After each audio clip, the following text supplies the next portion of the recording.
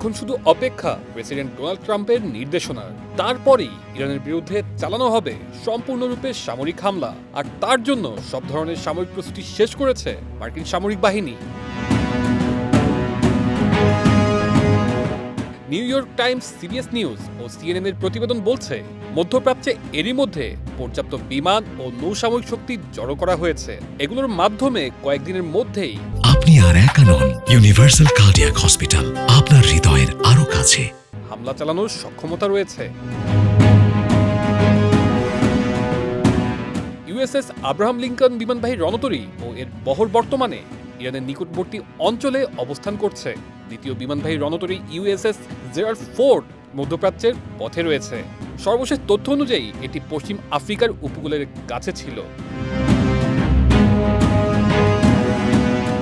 অন্যদিকে CBS news জানিয়েছে, সম্ভাব্য পাল্টা হামলার ঝুঁকি এড়াতে পেন্টাগন মধ্যপ্রাচ্য থেকে কিছু কর্মী সরিয়ে নিচ্ছে। রয়টার্স বলছে, হোয়াইট হাউসের সিচুয়েশন রুমে জাতীয় নিরাপত্তা উপদেষ্টার বৈঠকে জানানো হয়েছে, মার্চের মাঝামাঝি সব মার্কিন বাহিনী পূর্ণ প্রস্তুতিতে থাকবে, যাতে পাল্টা হামলা হলে সহজেই প্রতিহত করা যায়।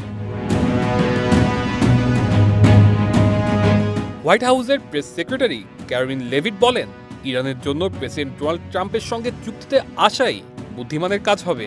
তিনি দাবি করেন, আগেও যুক্তরাষ্ট্র ইরানের পারমাণবিক স্থাপনায় বড় আঘাত এনেছে, তবে কূটনীতি ট্রাম্পের প্রথম বিকল্প।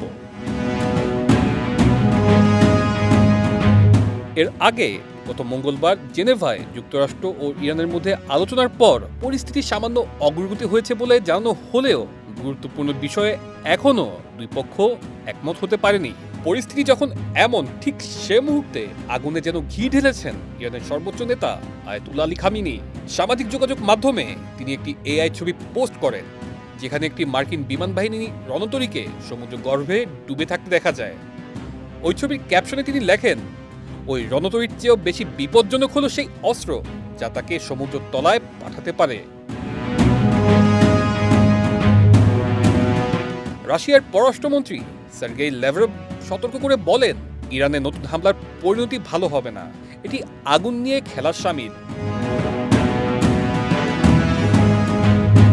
এর আগে গত বছর জুনে 12 দিনের যুদ্ধে যুক্তরাষ্ট্র ইসরায়েলের সঙ্গে মিলে ইরানের পারমাণবিক স্থাপনাগুলোতে হামলা চালায়। গোয়েন্দা তথ্য বলছে, এতে ইরানের পারমাণবিক কর্মসূচি ব্যাপক ক্ষতিগ্রস্ত হয়।